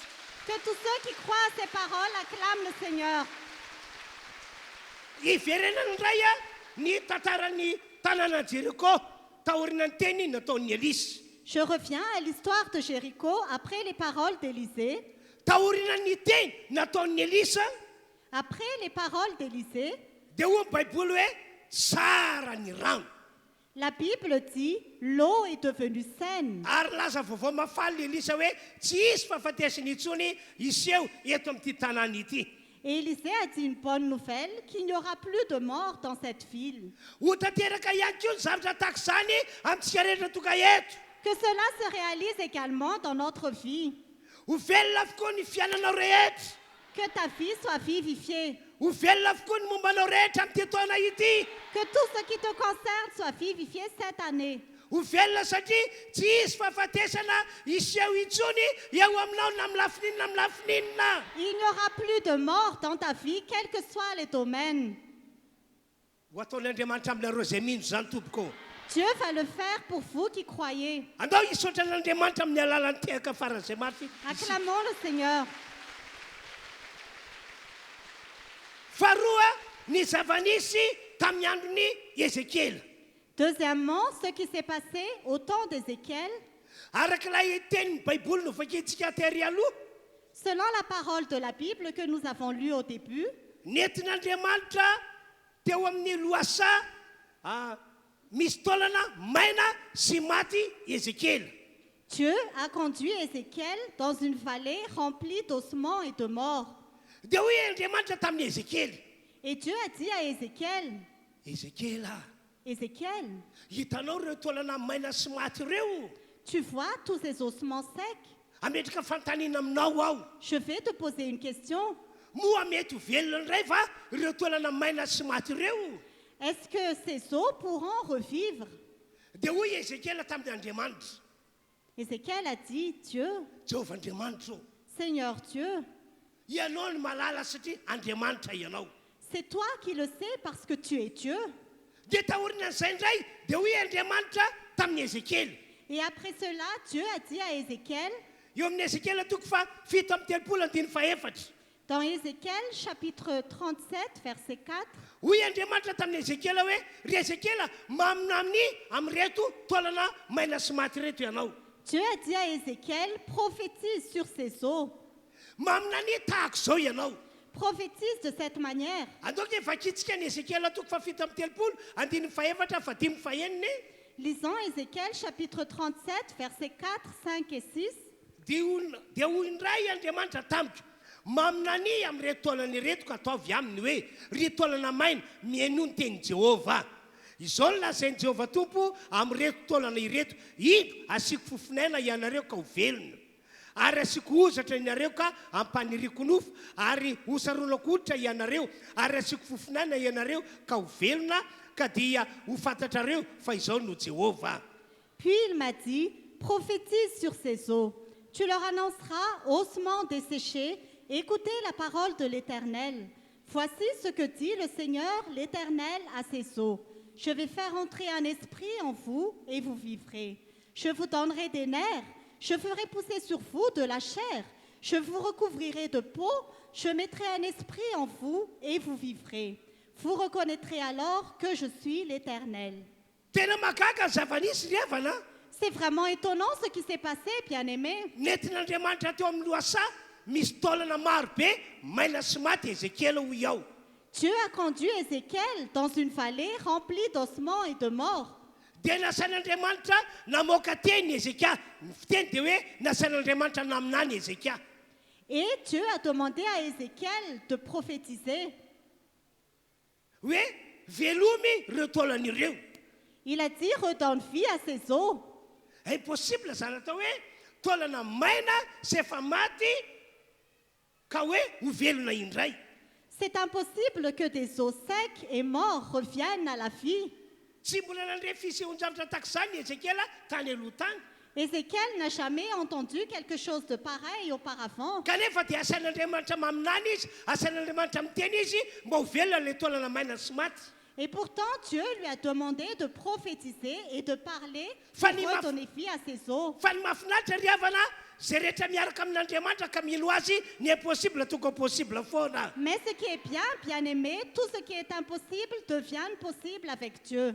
dia naminany tokoa Ezékia Et Ézéchiel a vraiment prophétisé. namoaka teny avoambava tokoa Ezékia Il a fait sortir des paroles de sa bouche. fa minanina sy teny manambara fa ho velona reto taolana maina sy maty reto Ce sont des paroles et des prophéties qui annoncent que ces eaux vont revenir à la vie. andoka dia vakitsika ny Ezékia azafady Ezékiela toko fa fito amin'ny telopolo andiny fafito ka hatramin'ny andiny fafolo Nous allons lire Ézéchiel chapitre 37, versets 7 à 10. dia naminany tokoa aho arak'izay efa nandidiny aho ary no nefa naminany aho dia injany nisy feo ary indreo nihetsiketsika sady ny fanatona ny taolana samy nanatona ny taolana namany avy ary hitako fa indro naniry ny ozatra sy ny nofo ary nysarona hoditra izy nefa tsy mbola nisy fofinaina tao aminy dia hoy izy tamiko maminany amin'ny fofinaina ry Ezekela eny maminany ry zanak'olona ka ataovy amin'ny fofinaina hoe zao ny lazainy Jehova zao ny lazainy Jehova tompo manatona avy amin'ny rivotra efatra ry fofinaina ka tsotsofy ireo voavony ireo mba ho velona izy dia naminany arak'izay efa nandidiny ahy aho ka dia nidira ny fofinaina ireo ka velona dia nijoro tamin'ny tongony izy maro be dia maro be tokoa J'ai prophétisé conformément à l'ordre que j'avais reçu. Alors que je prophétisais, il y a eu un bruit, un mouvement s'est produit et les eaux se sont rapprochées les uns des autres. J'ai regardé et j'ai vu qu'il leur apparaissait des nerfs. La chair a commencé à pousser et la peau les a recouverts en dernier, mais il n'y avait pas d'esprit en eux. Il m'a dit, prophétise à l'intention de l'esprit. Prophétise, fils de l'homme.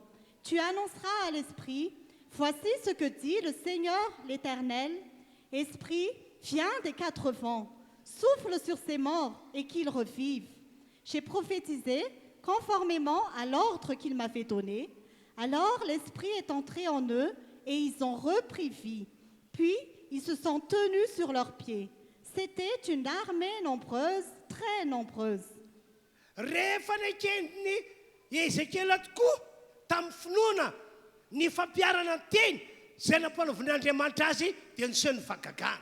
Quand Ézéchiel a appliqué avec foi ce que Dieu lui a dit, le miracle s'est passé. Androany ihany koa dia aminany sy teny aminareo ao fa na inona zavatra maty eo amin'ny fiainanareo dia ho velona amin'ny anaran'i Jesosy. Aujourd'hui aussi, je vous proclame que quelles que soient les choses qui étaient mortes dans votre vie, cela va reprendre vie au nom de Jésus. Tsaroako ny teny nambaran'Andriamanitra tamiko tany amin'ny 20 taona lasa tany ho any. Je me rappelle de ce que Dieu m'a dit 20 ans auparavant. Zao ny teny nolazain'Andriamanitra tamiko hoe tahaka ny enoko ny feon'ny Eli no enoko ny feonao ihany koa. Voici ce que Dieu dit, comme j'ai écouté la voix d'Élie, j'écoute aussi ta voix. Ary mbola tsaroako manankakehitriny zany teny zany.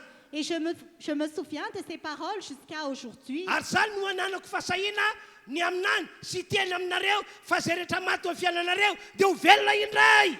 Et c'est pour ça que j'ai l'audace de vous dire et de prophétiser que tout ce qui était mort dans votre vie reprend vie. Eto dia manambara pasahiana fa tsy misy zavatra tsy possible zany miaraka amin'io Andriamanitra ivavahantsika io. Je déclare avec audace que rien n'est impossible à Dieu. Ka hoy aho hoe tahaka zany ihany koa tahaka ny nameloman'ny Ezekela ny maty ny taolana maty sy maina tao amin'izany losa zany no amelomako zay rehetra maty tao amin'ny fiainanareo amin'ny anaran'i Jesosy. Et je déclare que comme Ézéchiel a redonné vie à ses ossements morts, je redonne vie également à tout ce qui est mort dans votre vie au nom de Jésus. Matoki ianareo fa ilay Andriamanitra ivavahantsika miaraka amintsika eto no anamarina teny aloko mivavako amin'ity androandroany ity.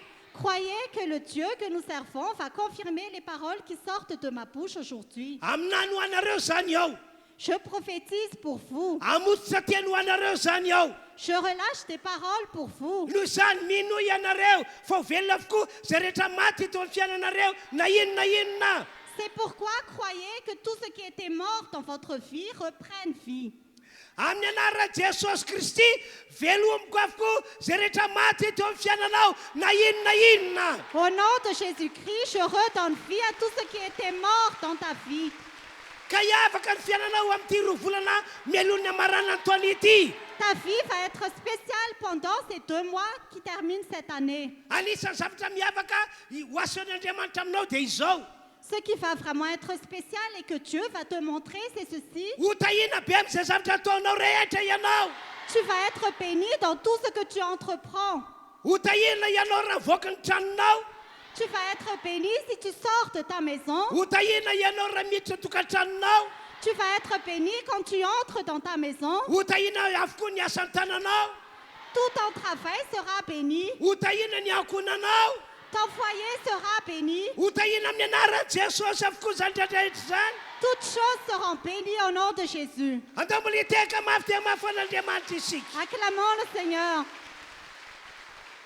Ny zavatra nataon'Andriamanitra tamin'ireo tantara anankiroa no tantarako ireo arabaka teny ho ataon'Andriamanitra amintsika rehetra manaraka an'izao fotoana izao. Ce que Dieu a fait dans ces 2 histoires que je vous ai racontées, littéralement, il va le faire pour chacun de nous.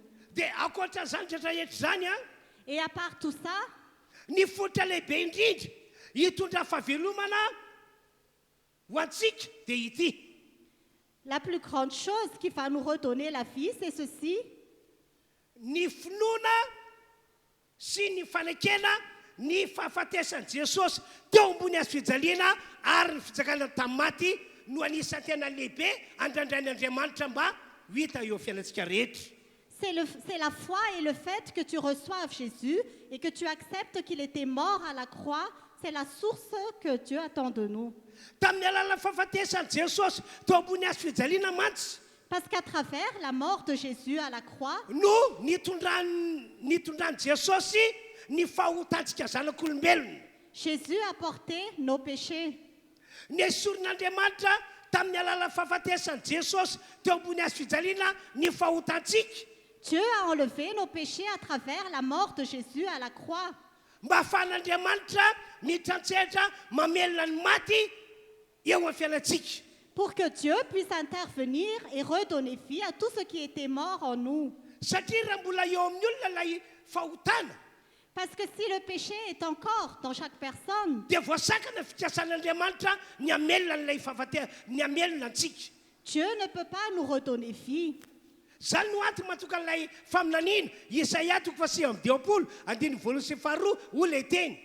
C'est pour ça qu'il y a une prophétie dans Ésaïe, chapitre 59, verset 1. Zao le voasotra hoe tanan'i Jéhovah tsy ho famavonjy. Il est écrit que la main de l'Éternel n'est pas courte, Sofin'i Jéhovah tsy landalovana fa mare. son oreille n'est pas trop dure pour entendre. Dia hoy Andriamanitra hoe fa lay fahotanareo no mampisaraka ahy aminareo. Et Dieu a dit que ce sont vos péchés qui nous séparent de vous. Lay eloko eo aminareo no mampiafina tavako aminareo. C'est à cause de vos péchés que ma face est cachée devant vous. Raha mbola eo aminareo ny fahotana dia tsy misy azoko atao anareo hoy Andriamanitra. Si le péché est encore en vous, je ne peux rien faire pour vous, a dit Dieu. Noho izany dia tsy maintsy natolotro ho faty eo ambony azo fijelena Jesosy ho fanesorako ny fahotanareo. C'est pour ça que j'ai dû mettre Jésus à la croix pour qu'il meure, pour que vos péchés soient pardonnés. Ka rehefa afaka amin'ny fahotana ianareo Et quand vos péchés sont effacés, dia malalaka be mihitsy aho i Andriamanitra hamonjy anareo afaka fahafatesana. j'ai un libre accès pour vous sauver de la mort. Ka zay teny rehetra nambaran'ny mpanompo teo dia ho amariniko aminareo daholo hoy Andriamanitra. Et toutes les paroles que mon serviteur a dit, je vais les confirmer dans votre vie, a dit Dieu. Dikan'izany dia izao hoe mila manapa-kevitra isika rehetra miala amin'ny fahotana sy ny faratsiana. Cela veut dire que nous devons décider de sortir des péchés. Raha nanota ianao dia mibeba. Si tu as péché, repens-toi Ary aza miverina amin'izany intsony mandrakizay. et ne reviens plus à cela pour toujours. Tsy mety amintsika olon'Andriamanitra ny mbola manota. Cela ne nous convient pas de pécher encore. Zany ke no antony mahatonga antsika natao batisan-dranona sitrika e. C'est pour ça que nous avons été baptisés par immersion. Satria raha nalevina tao anaty rano, satria nalevina Jesosy, nalevina niaraka tamin'ny fahotantsika. Parce que Jésus a été enseveli avec nos péchés. Ary rehefa natsakana tamin'ny maty Jesosy, izy natsakana tamin'ny maty fa ny fahotantsika mijanona tao am-pasana. Et quand Jésus a été ressuscité des morts, il était ressuscité, mais nos péchés sont restés dans le tombeau. Dia tak'izany ihany koa sika nalevina tao anaty rano tamin'ny alalan'ny batisy. Et il en est de même pour nous. Nous avons été ensevelis dans l'eau à travers le baptême. Ary nalevina tao anaty rano ihany niaraka tamin'ny fahotantsika rehetra. Nous avons été ensevelis dans l'eau avec tous nos péchés. Dia rehefa voaka avy anaty rano isika Et quand nous sommes sortis de l'eau, dia hoy Baiboly hoe natsakana ho amin'ny fiainana vaovao. la Bible dit que nous avons été ressuscités pour une nouvelle vie. Satria le fahotantsika nalevina ao anaty rano dia ao tsy azo averina intsony. Parce que nos péchés ont été ensevelis dans l'eau et sont restés là. Tian'Andriamanitra atokavana amin'izany dia maro be mihitsy. Ce que Dieu veut dire, c'est ceci. Anisan'izany mba ahafahan'Andriamanitra mamelona ny maty rehetra ao amin'ny fiainanao. C'est pour que Dieu puisse redonner vie à tout ce qui est mort en toi. Ka mba tokanao hanana assurance zany fa tena ho velona tokoa ny maty eo amin'ny fiainanao rehetra araka le tena ambarako teo dia miala amin'ny fahotana ary aza miverina amin'izany intsony ianao. Pour avoir de l'assurance que tout ce qui est en toi reprenne vie, élimine les péchés et ne revient plus à cela. Ny fotra lehibe faharoa indray mba hitondra fahavelomana amin'ny fiainanao dia ity. Le deuxième fondement pour avoir la vie, c'est ceci. Voalaza Baiboly fa maty Jesosy Kristy ho fandrianana ny devoly mpitondra fahafatesana. Il est écrit dans la Bible que Jésus-Christ est mort pour vaincre la puissance du diable, qui est l'auteur de la mort. Hébreu 2 dia 17 no misy an'izay teny zay. Hébreu chapitre 2, verset 14. Zany no antony natonga Jesosy nampitafian'Andriamanitra novo sy rà. C'est pour ça que Dieu a recouvert Jésus de sang et de chair. Nataon'Andriamanitra tonga olona Jesosy. Dieu a fait que Jésus devienne un homme Mba tonga Jesosy andalo fahafatesana. pour qu'il puisse traverser la mort. Dia miprograman'Andriamanitra dia hoe amin'ny alala fahafatesana Jesosy no andrianako ny devoly rehetra na inona karazana. Et le plan de Dieu, c'est qu'à travers la mort de Jésus, il allait vaincre tous les démons, quelle que soit leur sorte. Anisany nomanin'Andriamanitra tamin'ny alalan'ny fahafatesan'i Jesosy ny fandriganana an'ilay ozina sy ilay fanaratsy mpitondra fahafatesana. Parmi la mort de Jésus, Dieu voulait également mettre fin à la puissance de la malédiction et de l'esprit de mort. Zay ny voalazo amin'ny Hébreu toko faharoa andimy efatra ambin'ny folo. C'est ce qui est écrit dans Hébreux chapitre 2, verset 14. Io voasoratra io koa satria manana no famandrany zaza dia manandray izany koa izy mandriganany amin'ny fahafatesana le manana ny hery fahafatesana dia ny devody. Comme il est écrit, puisque ses enfants ont en commun la condition humaine, lui-même l'a aussi partagé de façon similaire. Ainsi, par sa mort, il a pu rendre impuissant celui qui exerçait le pouvoir de la mort, c'est-à-dire le diable. Mbola tsy teraka isika no efa maty teo ambony hazo fijaliana Jesosy. Nous n'étions pas encore nés que Jésus était déjà mort à la croix. Ho fandriganana an'ilay manana ny hery fahafatesana dia ny devody. Pour rendre impuissant celui qui avait la puissance de la mort, c'est-à-dire le diable. No zany a mino sika amin'ity androandroany ity fa io devoly nitondra fahafatesana teo amintsika io dia azontsika resena mora foana. Zay ny natokany teny hoe fototra matoka antsika afaka ny velona dia ny finoana fa efa maty Jesosy Kristy ary efa hatsangany indray. C'est pourquoi croyez que nous pouvons vaincre le diable qui avait la puissance de la mort sur nous. Mino azany rehetrarehetra zany ianao ary aorenao amin'izany mihitsy ny finoanao. Croyez en cela et base ta foi sur cela. Manomboka androany zany aza dinoana mihitsy mikasiny amin'ny Jesosy sy ny fahafatesany tao ambony hazo fijaliana. Donc à partir d'aujourd'hui, n'oublie jamais ce qui concerne Jésus et sa mort à la croix. Naiza misy anao dia saintsainy rehetrarehetrany ny amin'ny Jesosy zay efa maty teo ambony hazo fijaliana. Où que tu sois, pense toujours à la mort de Jésus à la croix. Zany ke ny antony natoka amin'ny Baiboly manentana antsika mba handray ny fanasan-tompo hoe. C'est pour ça que la Bible nous exhorte à la Sainte Seine. Satria amin'ny alalan'ny fandraisana ny fanasan-tompo no entin'Andriamanitra amin'ny taonantsika tsy hanadino ny fahafatesan'i Jesosy teo ambony hazo fijaliana. Parce qu'à travers la Sainte Seine, Dieu nous exhorte à nous rappeler de la mort de Jésus à la croix. Ianao nge ny tenin'ny Paoly apôstôly Korinthiana voalohany toko fairaka ambin'ny folo andimy feno amby roapolo. Regardez ce qui est écrit dans Corinthiens chapitre 11 verset 26. Fa noviany ianareo no mihina itony mofo itony sy misotra kapoaka dia manambara fahafatesany tompo ianareo mandra-piavina. Car toutes les fois que vous mangerez ce pain et que vous buvez cette coupe, vous annoncerez la mort du Seigneur jusqu'à ce qu'il vienne. Isika mandray fanasan'ny tompo zany isika dia to amin'Andriamanitra mba hatsiarany fahafatesany Jesosy. Donc à chaque fois que nous participons à la Sainte Seine, Dieu nous exhorte à nous rappeler de la mort de Jésus. Tiany Jesosy mba tian'Andriamanitra ambara amin'izany dia hoe tamin'ny alala fahafatesany Jesosy no nafaka anao tamin'ny fahotana, tamin'ny alala fahafatesany Jesosy no natoka ny oza sy fanahy mitondra fahafatesana resy tanteraka teo alohanareo. Ce que Dieu veut dire, c'est qu'à travers de la mort de Jésus, tu as pu vaincre les malédictions et les esprits de mort qui se trouvent dans ta vie. Ho ahy manokana tena misaotra an'Andriamanitra aho tamin'isika nanitsika an'ity volana novambra ray matoly ity. Personnellement, je remercie Dieu pour ce mois de novembre. Ka ny lohahevitra nentina tamintsika nanomboka ny zoma voalohany volana novambra, sabotsy faharoa volana novambra ary alahady fahatelo volana novambra ka hatramin'ny androany. Concernant tous les thèmes que nous avons eus le vendredi 1er novembre, le samedi 2 novembre, le dimanche 3 novembre jusqu'à aujourd'hui, dia fanamarana amintsika fa ny fahafatesany izy teo amin'ny fiainantsika dia azo foanana amin'ny anaran'i Jesosy. c'est pour nous dire que toutes les malédictions de mort qui étaient dans notre vie, nous pouvons les annuler au nom de Jésus. Satria ny sitrapon'Andriamanitra ho antsika fiangonana refy dia hoe ho velona isika amin'ity taona ity. Parce que la volonté de Dieu pour nous, Église de Réfi, c'est que nous ayons la vie.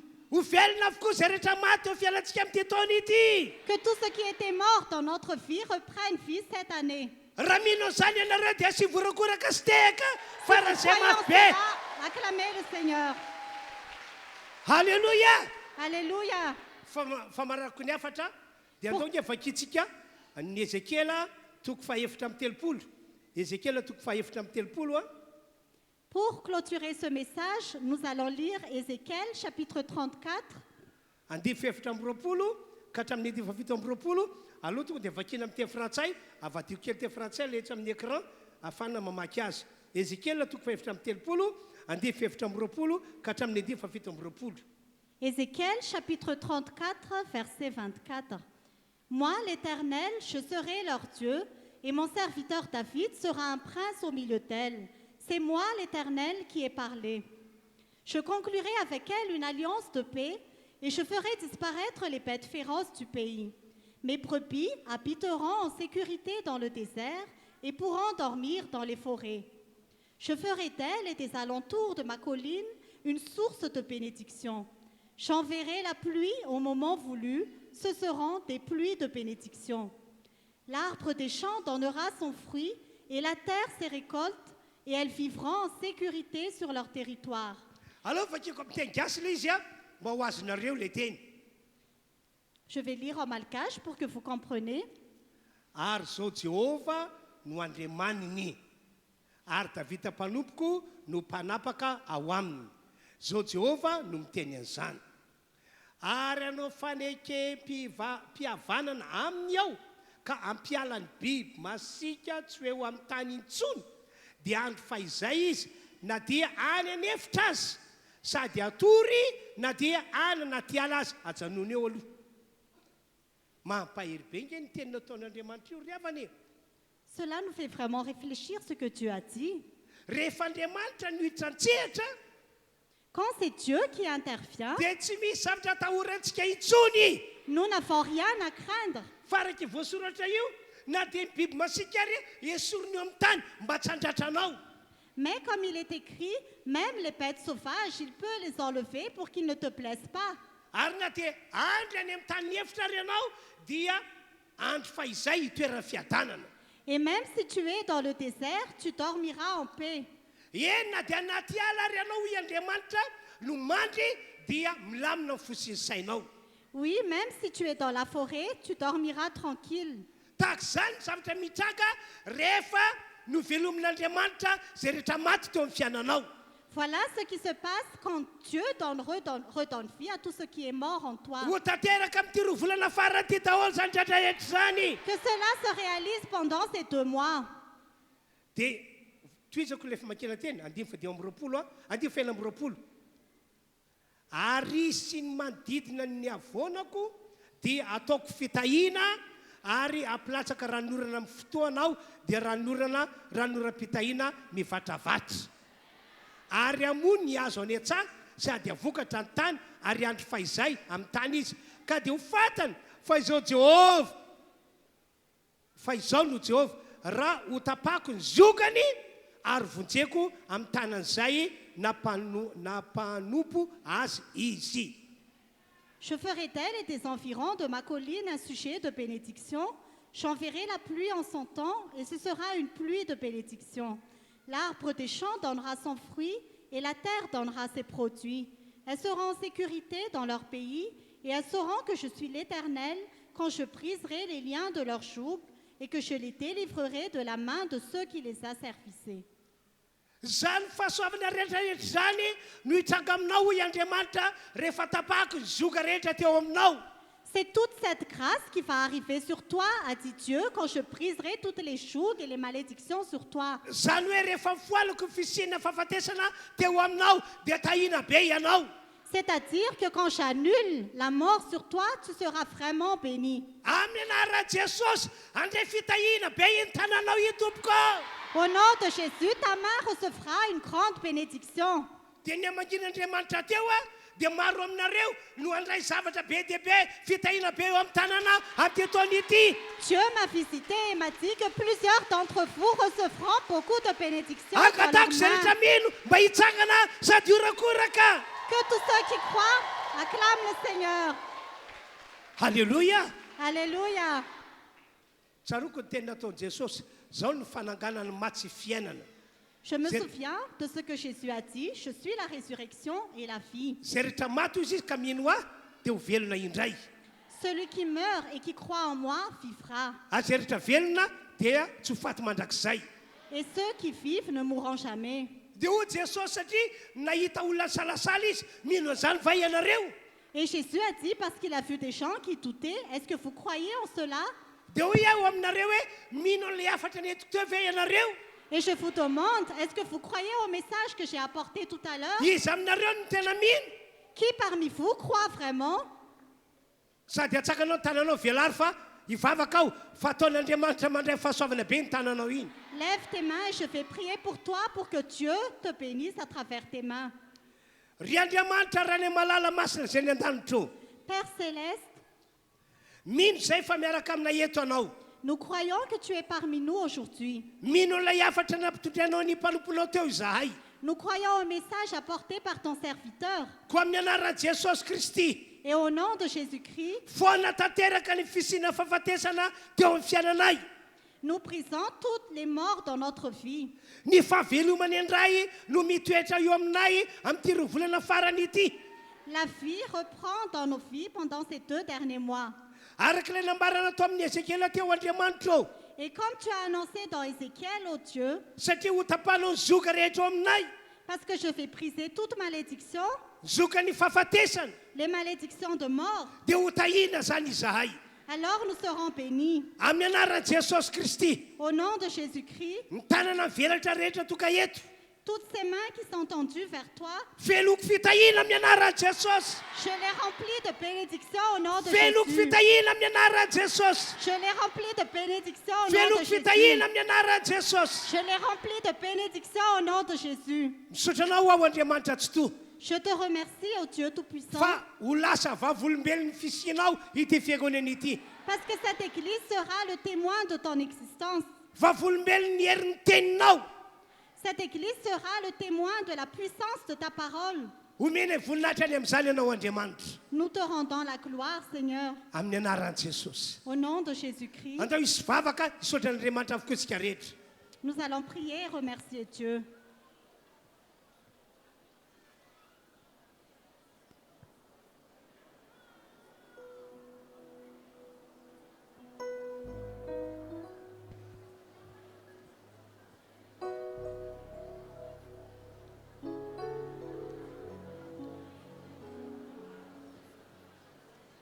Toizy mivavaka ataovy fisaorana an'Andriamanitra. Continue la prière. Remercie Dieu de tout ton cœur. Satria zavatra tsy hitanao hatramin'izay no hampahitan'Andriamanitra anao manomboka androany. Puisque ce sont les choses que tu n'as jamais vues que Dieu va te montrer aujourd'hui. Raha ny marina efa nanomboka tamin'ny voalohan'ny volana novambra no efa niasa teto Andriamanitra. Ça fait déjà depuis début novembre que Dieu agit puissamment ici.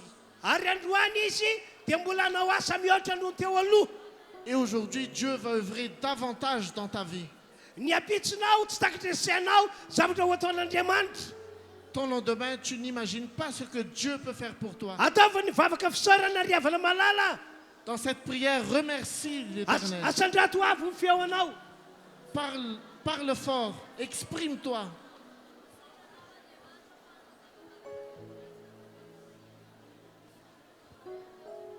Dia mbola gatako ny namanato mbola hivavaka ao antsika ihany mba hisy fahavelomana zato isan-jato eo amin'ny fiainantsika rehetra. Nous allons encore prier pour qu'il y ait une résurrection dans toutes les choses dans nos vies. Nous prions. Père Céleste, notre Père Tout-Puissant, notre Père Saint des Saints, nous te remercions infiniment pour tout ce que tu fais dans nos vies maintenant. Merci pour tes bénédictions en abondance, car ce que l'œil n'a vu, ce que l'oreille n'a entendu, tu le fais maintenant dans nos vies. Et tu as déclaré par ton serviteur qu'à partir d'aujourd'hui, qu'à partir de ce mois de novembre et pour le restant de ces jours pour cette année, tu agiras abondamment, puissamment. Nous te remercions, Père Céleste. Nous partons en paix, nous allons nous séparer en paix et nous allons vivre une semaine de miracles, une semaine exceptionnelle par ta main puissante dans nos vies. Alléluia, alléluia. Au nom de Jésus. Amen. Mbola manao vavaka fisaorana anao ihany ao Andriamanitra.